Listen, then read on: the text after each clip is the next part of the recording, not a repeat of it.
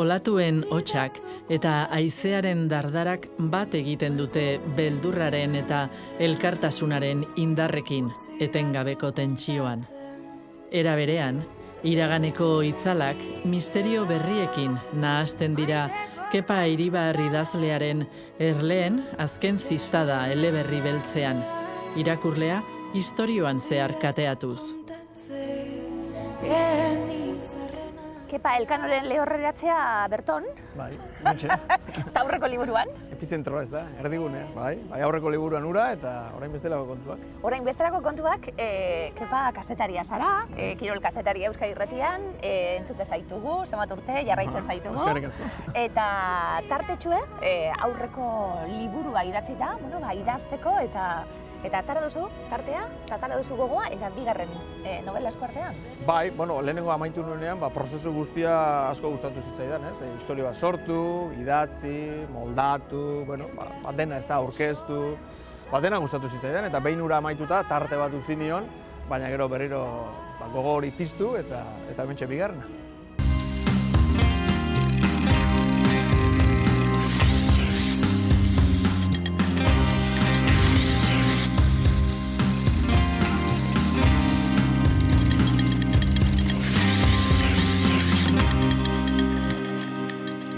Bigarren liburu honetan, Getarian gertakizunak, Berton izango dira, herri honetan, zeure herri zen. Bai. Kepa? Neure delako bati bada. Bestelako kontuak, oso aktualidadean dauden gaiei buruz izango da, novela thriller, novela beltzau. Bai, hala da, novela poliziakoa da, badauka ez da, kateatzeko zera hori, eta aktualidadea aipatu duzu, horrelaxe abiatu nintzen historio bila komunikabideetan, eta ikusi nuen batetik Ukrania-Errusia arteko gerra hori, ikusi nuen Bidasoa ibaian itotzen ari ziren migranteen albisteak eta bar, eta gero ultraeskuinaren gorakada, eta hiru gai horiekin gelditu nintzen, gerra, ultraeskuinaren gorakada, eta migrazioa, eta pixka bat horiei bueltak emanez, hauxe sortu nuen, bai, novela beltza da, hausnarketarako tartea ere edo gaia ere ematen duena nahi duenarentzat, eta gero gure inguru hauetan. Noiz ateratzen da denbora, lan asko egiten duzu, Kepa, entzuten zaitugu, gure lanak eskatzen du, guretik denbora asko eta indar handia guretik bai, noiz ateratzen da denbora, honelako liburu bat idazteko? Banik ateratzen dut, asteburutan lana eginda, ditugun jai egunak aste barruan ditugu, eta askotan izaten dira kontrako korrontea, ez? Korrontearen aurka bizi zara, ez? Eta zeu bakarri daukazu jai momentu horretan, ez? Aste arte goiz bat edo aste azken goiz bat. Eta nik horra ateratzen ditut tarteak, umeak, familiakoak eskolan daudenean, eta nik jai daukadanean, eguraldi hona egiten badu, mendibueltak eta horrelakoak, eta horre historiari bueltak eman, eta gero idazten jarri, eta tarte horietan idazten dut. Neure burua gehiegi estutu gabe, estutzeko, derrigorra egiteko gauzak bestela ere badaude, zeuk esan bezala lana eta bar. Erein argitaletxearekin dator bigarren novela bai, eta bertako baten bat gonbidatu duzu gurekin elkarrizketara batzeko. Nor dator eta zergaitik gonbidatu duzu? Gonbidatu dut editoretako bat, Ignacio Mujika, eta gonbidatu dut ariketa oso bakarrik egitekoa delako, aipatu dut, jai eguna, oso bakarrik egitekoa delako idaztearena, baina gero badaukat alako saretxo bat, hau 8 pertsonek irakurri dute nik idatzi ondoren, eta denek eman diote zerbait, aberatsagoa da, eta nik garrantzia ematen diot horri, eta guzti horien izenean asko laguntzen hauen Ignacio Mujika. Kontrabandora irteten den gau guztietan, Guardia Zibila izan ohi du buruhauste nagusia. Eta gau hartan, 5 gizon ari da Espainiara sartzen Guardia Zibilak eskatuta. Kepa herrian, Bai. Getarian kokatuta bigarren eleberria bai. Astaldetik hasita. Ez da hondartza hau? Ez. Bestie da? Bestie da. Baina, oso presente liburuan. Lotura handia dauka, azalak liburuarekin. Bai, Gaztetape hondartza da hori, eta ni idazten ari nintzen bitartean garbi ikusten nuen ze azal nahi nuen, eta adierazten du pixka bat, gero barruan zer datorren, ez da? eta, bueno, Beñat Gereka lagun argazkilariari esan nion, 2024ko iraila inguru hortan izan ziren azken 20 urteetako marearik bizienak, eta esan nion Beñat, aingura bat hartu eta marea behe-behean dagoenean, hondartzara joan eta argazki atera behar dut. Horri bile ginen, aingurarekin batera, bestera ura argazkiak ateratzen. Eta bada pixkat gero liburuak kontatuko duenaren, isla bat, ezta? Ze garrantzitsua da, aingura, garrantzitsua da hondartza, eta gero horra geri den, ez bastika handi hori batzuk ez dute ikusten, baina hor dago. Pixka bada gaur egun gertatzen dena, ezta? Kalean gertatzen dena ez dugu ikusten akaso, baina hor dago. Gaur egungo novela batea izango da, gaur egunean kokatuta, baina esan dugu, apurtxuet historia eginez eta atzera begiratuz, bi sasoi uztartuko dira. Bai, bide moral erro, azken finean, ezta? Eta, abiatu nintzen novela idazteko 3 gai aukeratuta, komunikabideetan eta begira, eta ikusi nituen batetik gerra, bestetik ultraeskuinaren gorakada, eta bestetik migranteek bizi duten egoera gogorra, ezta? Eta nire buruan, eskuin muturrak eta gerrak bat egin zutenean, naziak etorri zitzaizkidan eta Bigarren Mundu Gerra. Eta pentsatu nuen, batetik niretzat idazteko divertigarria izango litzatekeela, eta bestetik irakurlearentzat interesgarria uztartzea bi denbora lerro. Eta iraganean gertatutakoek, zehola gertatzen da bizitzan ere, iraganean gertatutakoek garrantzia eta islada izatea gaur egungo gertaeretan. Eta hola da, novela da gaur egun gertatzen den korapilo bat askatu beharko dute protagonistek, baina korapilo hori askatzeko iraganera begiratu beharko dute, eta iraganean Bigarren Mundu Gerran gertatutakoek garrantzia handia dute. Zelan eskatu dizu honek, Kepa, esandakoa, kokatuta historioa eta biari lerro izango ditu, hitzaurretik hasiko gara, asko ezin da kontatu gauza asko gertatzen direlako. Pelikula honetan, liburu pelikula honetan, gauza asko gertatzen dira, orduen hitzaurretik abia puntu bat egongo da, 1954. Urtean gertatutako zerbaitekin abiatuko da, hori ere, dokumentatu behar da zeo zelan edo zelan abiatu eta zerbaitik ausartu esan duguna, gaur egungoaz gain, bestelakoak sartzen. Lana eskatu dit, zeuk esan bezala dokumentatu egin behar delako apur bat, ez da, zorionez gaur egun interneten ia dena dago, bilatu ezkero aurkitzen da, eta garai hartako kontuak, eta detaileak, hori hortan sakondu nahi izan dut, pixka bat irakurlea lotzeko, ez? Detaile txikiak, garai hartako armen izenak edo uniformeak nolakoa ziren, eta horrelako kontuak, historioaz gain, pixka bat irakurlea lotzeko eta eskatu dit, dokumentazio lan hori, irakurri dut, dokumentalak ikusi ditut eta bar, eta gero hori nola lotu gaur egungoarekin, zeuk esan bezala, hasieratik, hitzaurrean adierazi nahi nuen, 1954an hasita, Bigarren Mundu Gerrakoak garrantzitsuak izango dira liburu honetan, Bidasoa ibaian hasten da, baina gero segituan lehen kapituluan jaketarian bahiketa bat dago. Eta lehen kolpetik irakurleak ikustea hemen zerbait gertatuko da, baina bi denbora lerro daude. Eta gero horiek nola lotu, eta eman dit lana, baina era berean izan da aberasgarria eta interesgarria. Getarian, aurreko novelan bebai, bertan kokatuta, bestelako ikuspuntu batetik, orain, bahiketa bat egongo dalako, bahituta egongo da pertsona bat, eta inguruko, deskripzio asko da liburuen bebai, eta datu asko, herriari buruz, eta bar, izango da bebai lekua, gakoa liburuan. Hau etzen derrigorra Getarian gertatzea, lehenengoa hau etzen derrigorra, baina nahi nuen, ez da berriz ere Getarian zehar ibili.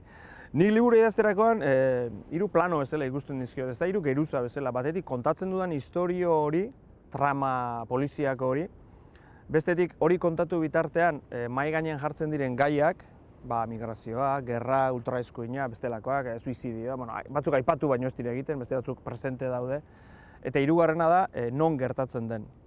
Eta niri asko gustatzen zait irakurle bezala non gertatzen den hori oso xe agertzea eta deskripzio askorekin, eta ahalegindu naiz gauza bera egiten, ezta? Eta bai herrian, baina herritik kanpo aterata, landa eremuan, mahastietan, upategietan, gero Bigarren Mundu Gerrakoak berriz Frantziako kostaldean, landatan, Ipar Euskal Herrian, eta ahalegindu naiz hor xe ibiltzen, nik gustura ibiltzen naizelako irakurle moduan horrela. Nik gomendatu nahi dizudan liburua Euskaldun Fededun. Ruden Gartziarena. Orain dela urte baten, liburutegiko berrien apalean ikusi non, urrutitik ez da esan non. Baina hau zer da? Garoa, Txomin Agirreren garoa. Eta gerturatu eta Euskaldun Fededun irakurri nuenean pentsatu nuen. Baina zein ausartzen da gaur egun olako zerbait argitaratzea. Baina Ruden Gartzia irakurritakoan esan nuen, Kontxo, hemen bada zerbait. Eta liburu honetan nik ezagutu ez bezala kontatzen ditu Frantziako iraultzatik ona Euskaldunon pentsamenduan nola joan den aldatzen. Nola pasatu garen Euskaldun, Fededun, ikaragarriak izatetik gure aitona monak gaur egun ez izatera. Eta hortarako oinarri hartuta garaian garaiko idatzia. Hau izango litzateke nire gomendioa bazuentzat. Gai asko esan dugu eta gai batzuk mahai gainean jarriko zaizkigu oso gordin, ikerketa bat egongo dalako eta berehala pertsonaien ganagoaz, baina aurreko liburua irakurri dugunontzat, pertsonaiak ezagunak izango dira, Aitor Letamendia berriro datorrelako, Edurne Idoia danokin bat egingo dugu, baina purtsu bat gai hori gogoeta egiten duguna liburu irakurrita, denpora pasatu eta barruan ditugun minak hobetuko dira, gure sekretuek zer egingo dute denporarekin, denporak dana osatuten dau, edo izan daiteke hor sekreturen bat edo minen bat pertsonaiaren bat izango duelako sekretu potolo bat, egunkari baten agertuko dana, eguneroko baten, eta denporak zer egiten du horrekin guztiarekin? Horri buruzko gogo eta begingo da. Bai, nik uste liburuan zehar pertsonaia denek ez badute, ia denek, iraganaren zama sumatzen dutela. Gehienek, ia denek sumatzen dute. Batzuk zuk esan bezala hori karga handi bat da, aingura baten moduko karga bat bizitza guztian zehar, ahaleginduko dira hori, arintzen, pixka bat ez da, bere egungo egiten dituzten horien bitartez, beste batzuk arro daude, iraganean egindakoaz. Baina denek daukate zama bat, ez da? Zeok aipatu dituzu Aitor, Edurne horiek ere bai, bakoitzak berea. Batzu dituzte iraganeko gertaerak, beste batzu dituzte duten bizitzaren beldurrak bezala. Eta nik uste bizitzan ere sarritan hala gertatzen dela, ez? Iraganak pisu handia du, eta gainera, kasu honetan, eta ezbaztika horri begiratzen badiogu, iraganera begiratzen ez badugu, eta hausnartzen ez badugu, eta presente ez baldin badaukagu, itzuli egiten da. Eta pixka bat hori da, liburuan zehar, zuk diozun nik uste egiten den hausnarketa hori iraganaren eta horrek daukan pisuaren inguruan. Aitor Letamendia. Bueltan da. Bueltan? Bai, egia zen, lehenengoa... Argi zenuen, Aitor zala? Bai. Ikarlaria? Lehenengoa idatzi, amaitu, eta, denbora bat utzi nion... Eta gogoz geratu ziren. Bai, hori da kontua. Hori izan da, bigarren liburu honen abia puntua horixe izan da. Ze lehenengoa izan zen pixka bat, historia etorri egin zitzaidan. Elkanoren mundu biraren 500. urteurrena zela eta historioa etorri egin zitzaidan. Gustatu, prozesu guztia eta bar, eta zuk esan bezala gogoz geratu nintzen. Eta ja bigarrenaren bila ni abiatu nintzen. Eta abiatu nintzen gai bila. Eta gaiak aurkitu bitartean, nor agertuko da hemen, baina bai, hasieratik garbi izan nuen, Aitor izango zela ikusten niolako, oraindik ere bidea, eta ikusten niolako oraindik ere, pertsonaia bat osatu duzu, garapen bat emateko aukera, ezta? Horri ikusten nion, beste pertsonaia batzuri ere bai, eta eskenatokiari ere oraindik ikusten nion, bazeukala zer eman, eta horrexegaitik. Ondo, Grosen biziko da, olatuei begira, surf egiten, ondo. Ondo.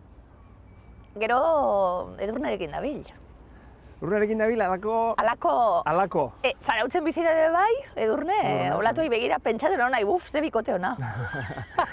Edo baten etxien edo bestien, baina ze bista honak. Baina harreman, ez dakit nola definitu, beraiek ere ez dakite nola definitu. Harreman... Oso gogorrak dielako. Bai, eta dut... Ez die usten. Eta nik uste, biek dutelako, batipat Edurnek sentitzen du hori, bere ogibideak, Edurne ertzaina da, eta bere ogibidean egunero ikusten duen biolentzia guzti horrek eta bar, beldurre ematen dio horrek irentsiko ote duen. Eta ez da ikusten, bere lagunak bezalaxe, bizitzak akotxartean arrunta eramaten, ez da ikusten familia bat sortzen, ez da ikusten umeekin, momentu batean esaten du, ez da, ni nator hildako bat ikustetik edo norbaitit tiro egitetik, eta nire lagunak ari dira umeak ez du jaten edo pardelak aldatu behar dizkiot. Eta ez da ikusten horrela, eta Aitorrek ere antzeko bizimodua daramanez, elkartu egin dira. Elkartu egin dira era berezi batean, eta ordoaz, beraiek ere ez dakite seguru nola eta nora, Baina eskerrak, baina ezkerrak. saretsu bet lotuta, liburuan egongo dalako, da kakotxa horiek erabiliko ditugu be bai, onak eta txarrak, batzuk justizia egin nahia, eta benetan, euren egunerokoan arriskatu bestiei laguntzeko, eta kontrakoa. Azken ziztada izango da, erleena, ez dakigu, erleak talde bat da, be bai.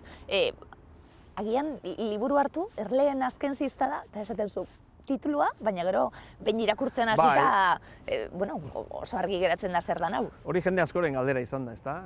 Ikusten dute azala, eta gero erleen azken ziztada, eta nondi datorri zenbura, irakurri, eta berehala antzemango duzu nondi datorren, datorri iraganetik, batetik, da talde bat, zuk esan bezala, datorri iraganetik, eta lehen esan dudana, ezta? Iraganean, gertaturiko gauza oso larriak kontatzen dira eguneroko horretan, liburuaren bigarren mundu gerrako zati horretan, eta horren itzulera moduko bat da, eta hor tartean daude erleak sartuta, era nahiko beldurgarri batean.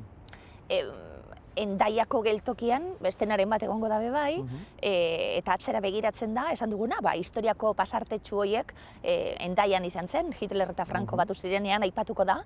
Da Hitlerrek esandakoa, historiaren alderik onena izango da historia ahaztu egiten dela. Ze gaurkotasun Bai, eta gainera daukan esaldiak. Gaurkotasuna dauka bi zentzutan. Gaurkotasuna dauka esaldiak dioen horretan, eta gaurkotasuna dauka, gaur egun besterik ez daukagu, ez da, entzuten dugu fake news, ez da? Gainera jartzen du liburuan, Hitlerrek esan omen zuen, ez zuen Hitlerrek esan. Hori Aldous Huxleyk esan omen zuen, baina urte askotan zehar Hitlerri jarri izan zaio esaldi hori, ez da? Bere ahotan jarri izan da, eta pentsatu nuen, ze gaurkotasun esaten duenak, eta ze gaurkotasun berak ez esan arren, berari jarri zitzaiola ahoan, ez da? Fake news, azken finean, eta hala da. Historiaren lekziorik handienetakoa da, ez dugula ezer ikasten historiaz. Ingurura begiratu besterik ez dago.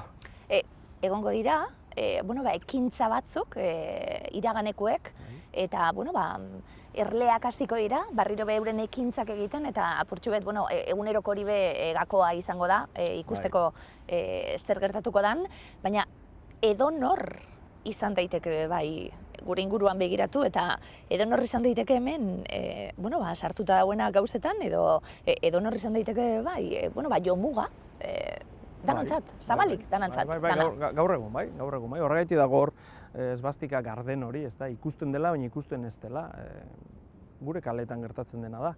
Bai, edonor, edo gutxien espero duzuna dago, ez dakit zertan sartuta, eta kasu gehu izan gaitezke jomuga, esan dugunagatik, pentsatzen dugunagatik, horrela gaude.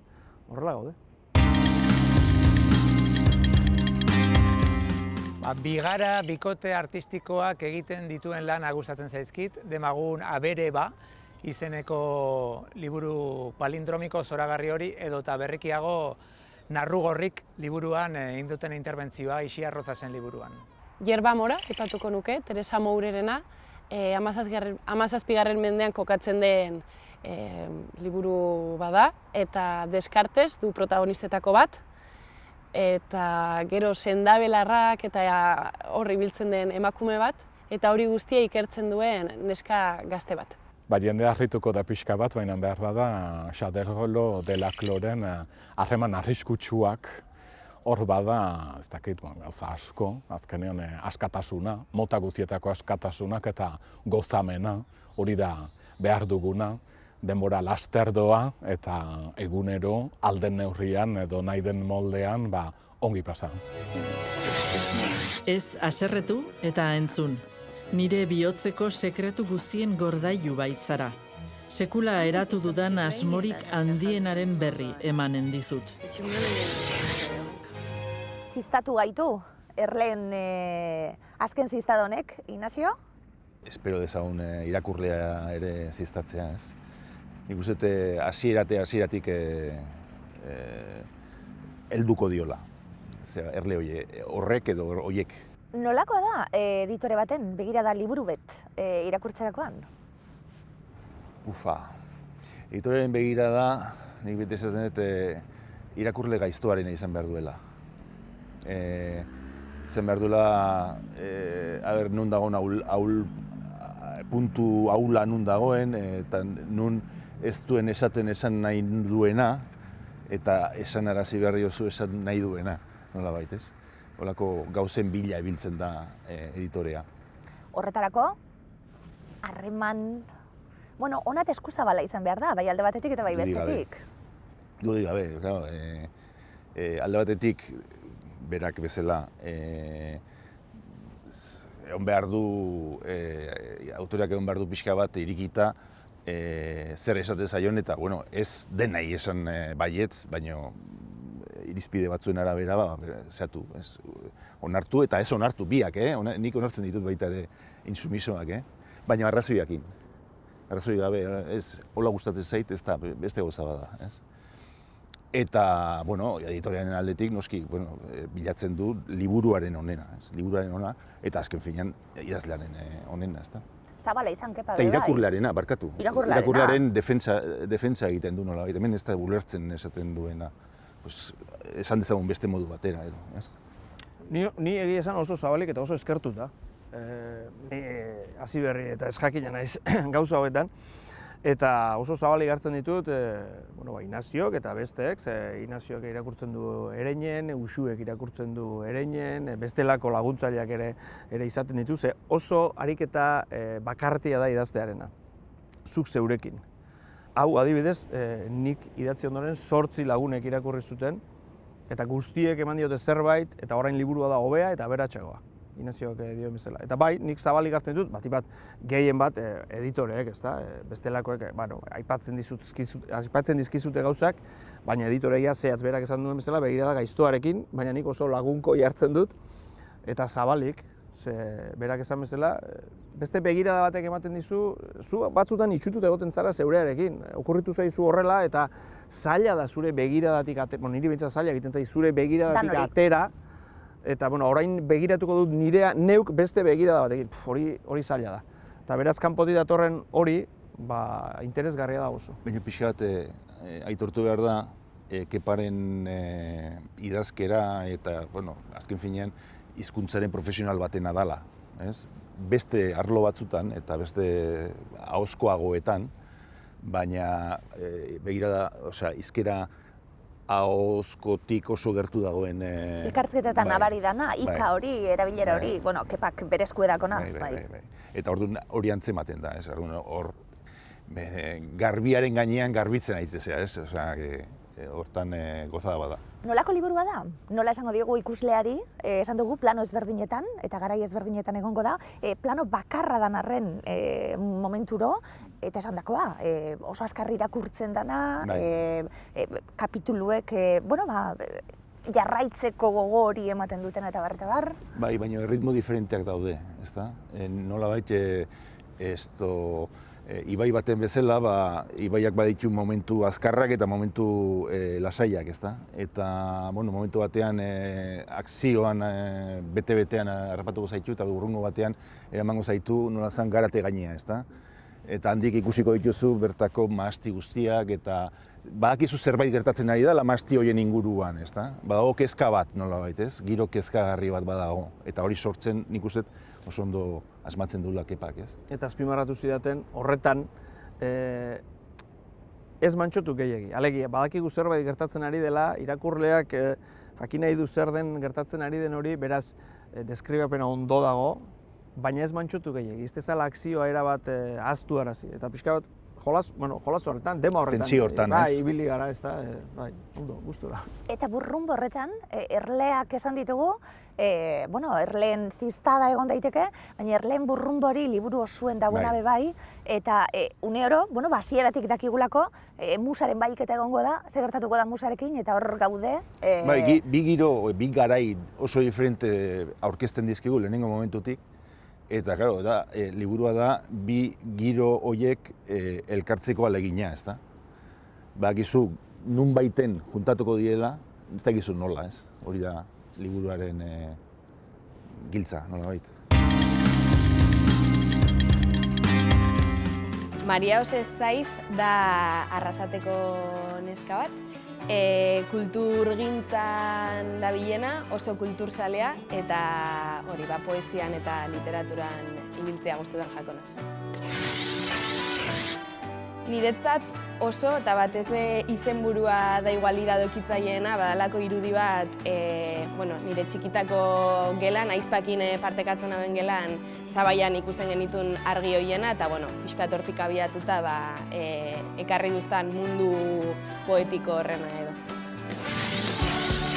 Aurkitu dut jolasteko aitzakia bat, pixkat beste forma batzuk edo iguale normalean egin ohi dudan horretatik pixkat urruntzeko aitzakia bat, eta batez ere hori, jolasteko eta jendearekin partekatzeko aitzakia. Urruzuno entzun eta datorkit pixkat literaturaren bueltan nire adineko jendearekin elkartzeko lehenengo topagunea edo, eta hortik hasi zen bideak jarraitzen duela. Kezkatzen naute gauza askok, baina hola datorkidana lehena igual apatia edo orokortu honek, ez? Badagoela hola galdu izanarekiko edo porrotarekiko asimilazio bat, ez? Ja galdu dugula, eta horrek kezkatzen nau, uste dute, badagoela ilusioa eta entusiasmoa behar dela. Topatzen dut lasaitasuna nire etxe ondoko mendi batean, Kurte Txiki deitzen dena, da pixkat nire lasaitasunerako eta pakerako gunea. Poesia irakurtzeko gustatzen zait asko nire etxeko balkoitxoa, txiki-txikia da, baina eguzkiak jotzen du ordu pila batez eta gustatzen zait hor jarri eta irakurtzen. Gustuko hitz poetikoa eta Ane Zubeldiaren liburutik abiatuta esango dut kontra. Irakurle askok nahi izaten dute, liburu bat hasi, aurrera egin, gure denpora kontuekin danok larri gabiltzalako, badalako liburu bat iruditzen zait, tarte horiek betetzeko eta denpora pasatzeko eta irakurtzeko, esan duguna, berton gertatuta eta geureak diren paisaietan gertatuta, honelako istorioek, laguntzen dute bai, ezta? Divertitzen, esango dugu. Dudik gabe. Baina, ahaztu gabe badagola mezu bat ere, ez da? Gogoetarako hori. Gogoetarako puntu bat ere badagola, ez? Ez da saiakera bat, ultraeskuinaren gorakadagari buruz edo, ez? Baina hor dago, ez? Eta orain ikusten ari gea, ez? Eta fake news eta lehen aipatu zuena eta bat, hor agertzen dira, ez da? Egia zen, oso gaur egungoa da. Idatzi nuenean, lehen esan dut, abia puntua zen gerra, ultraeskuina eta migrazioa, eta atera da liburua, eta okerrago gaude gerretan, okerrago gaude ultraeskuinan, eta okerrago gaude migrazioan. Ez da, gero Mousarena ere erabiltzen dut, pixkat hori erakusteko. Bahituta dago, baina bitartean bere bizitzaren zertzela da txiki batzuk, migranteen bizitza hori ere azaltzeko. Zeuk esan bezala, liburu bat hartzen duzu, helburu askorekin har dezakezu liburu bat, baina liburu bat hartzen duzu, tarte bat ondo pasatzeko, baina, Inaziok dioen bezala, baina gero, liburu egiten duzunean, hausnarketatxoa egiteko aukera ere ematen du, gero libre da, egiten ez duenak ez du egiten, baina, hor dago. Eta gero badago beste alboko gai bat, nik asko estimatzen duena, eta da, ematen du, egin behar duen gauza bat dela, baina ondo egin behar da, ez? Eta da, bere herria erakutsi. Eta eszenatoki moduan erakusten du noski, kontatu behar duenarentzako lekua da, baina liburua itxi irakurleak itxiko du eta berriro Getarira etortzen denean ez du Getari berdin ikusiko. Esan nahi dute, Mitxe gaude, Malkorben gaude, Gaztetape dago atzean, Gaztetapen gertatzen dira gure zerak, baina pia-piatik pasatuko da, Artzape, izenak batzutan ez zaizkizu gero, baina... Arratoia bai, gertakari oso gogorra. Arratoia ez mendia, Santo mendia. Santoko mendia. Getari harrek esaten dutena, nonbait. Eta inguruko arkaitzak, hori da, eta deskribatzen ditu zera guztiarekin eta hori galtzen ari da, Bermeon berdina gertatuko da, eta ez nik dakizkidalako, nik ez dakizkit, nire aitonak zekizkien erdiak ere, eta atzetik datozenak akaso gutxiago, eta lehen esan dudan detaile txiki horiek jartzeak nik uste, irakurlea lotzen duela. Eta zu pasatzen zean lekuan, baldin badakizu leku hori konkretoki nola deitzen da, nola duen izena, edo diferente ikusten duzu, ez da? Eta hori, niretzat oso zurean bezala beste liburu batzutan. Lan bikoitza egiten gabiltz, liburu irakurtzeko gonbite egiten, da gero Getarira txakolin bat hartzen etortzeko gonbite egiten, gaur bi gauza egiten ari gara, artefaktuan. Aitor Letamendia, aipatu behar dabe bai. Bueno, azkenien, ez dugu esango, saga bat, baina saga baten hasiera izan daiteke be bai. Ez duzu aipatu lehenengo liburuaren izenburua, ezta? Edo bai? 72 ordu da, eta han sortzen da zeran. Nik esango nuke, eta nik ikasi, usten baldin badiazu galdetuko diot, ez? Zer ikasi duen 72 ordutik Erleen Ziztadatara, ezta? Bakaso lehen esan dudana. Lehenengo liburutik bigarrenera. Bat, uste dut, pertsonaiak sakonago agertzen direla hemen, gehiago dakigula beraietaz, beraien barruaz gehiago dakigula, uste dut hori lortu dudala. Eta bi, borobiltze horiek, zeuek lehen aipatu dituzuen, borobiltze horiek bai kapitulu amaieretan, bai, bueno, pantalla bikoitze horretan batetik besterakoan, uste dut borobiltze horiek hobeto daudela, hori ikasi dudala uste dut behintzat. Bai, eta nik uste hobeto neurtzen, ezta? Ritmoak eta... Bai, lehen esan dakoa, ezta? Ez gehiagin mantxotu, ez gehiagin... Bai, azkenean oreka bat, nik uste dut mantendu behar duela liburu batek, jendea lotzeko. Oreka mantendu behar du akzioaren eta mantxotzearen artean, oreka mantendu behar du pertsonaien sakontze horretan, baina historioaren aria galdu gabe, eta uste dut azkenean oreka kontua dela. Bueno, argi dago, eta aipatu dugu, irakurlea gogoan izan duzuela, bueno, bai idazterakoan eta bai esandakoa, zuzenketak eta borobiltzerakoen. Idazterakoen hori da? Idazterakoan nik ez dut hainbeste, ez naiz jartzen, iruditzen zait, irakurle adina liburu dagoela. Batek irakurriko du eta geldituko da gauza batekin, beste batekin geldituko da, beraz nik ezin dut, nik behintzat ez dut egiten, irakurle bat imaginatu edo hura buruan dudala idazten jarri.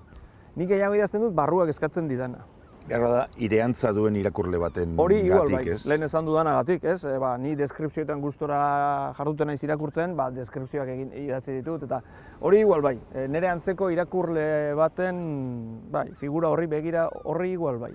Gogoz geratu zara? Bai, gustora geratu naiz. Eta... Aurrera begira, bai, idazteko planekin, Inaxio aurrera begira bai, hirugarrena behar dugu, ez? Lantaldien eta lanerako, bueno, tanden ona egiten duzue? Beste persona bat ere aipatu duzu, ezta? Uxue dago, lehenengo zera berak egin zuen, eta gero Asier Beltzak egin du beste... Nik egia esan, ez bera aurrean dagoelako, nik Ereinen hau niretzako berria da. 72 ordurekin izan zen, lehen urratsa, ezta? Nik familia bat aurkitu dut Ereinen. Ez sarritan, beraiekin harremanetan nagoen familia, bai idazteko momentuan, argitaratzeko momentuan eta bar, gero, ez? Baina bai hartzen naute erabat goxo eta erabat familian. Eta bai, bueno, aurkitu dut bide bat, gustatu zaidana, eta ni gustora nabilen bitartean ni jarraituko dut. Gero argitaratuko dira, ez dira argitaratuko, hori ez dakit, eta bai, Aitorrentzat eta Edurnentzat, bueno, badaukat, beste korapilo bat.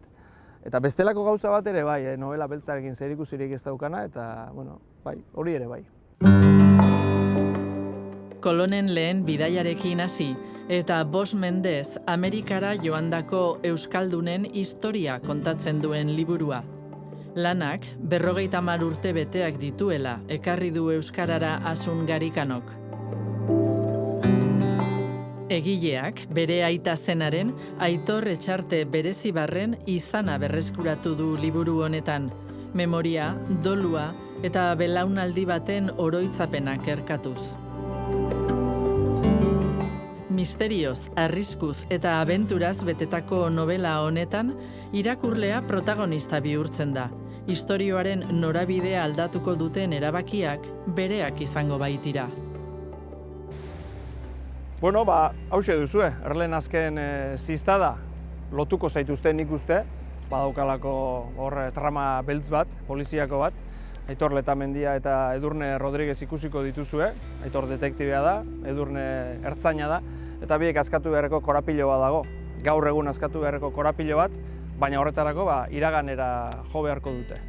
Nik asko gozatu dut idazten, nahi nuke, zuek irakurtzen gozatzea, eta gozatzeaz gain, kasu hausnarketarako bide ere emango dizue. Pilpilean ditugun gai batzuren inguruan, ezta? Gerra, ultraeskuinaren gorakada, migranteen egoera, pixka bat gure eguneroko kontuak, nire eguneroko tokietan, nik maite ditudan tokietan, nire jaioterrian eta inguruetan. Ea gustatzen zaizue.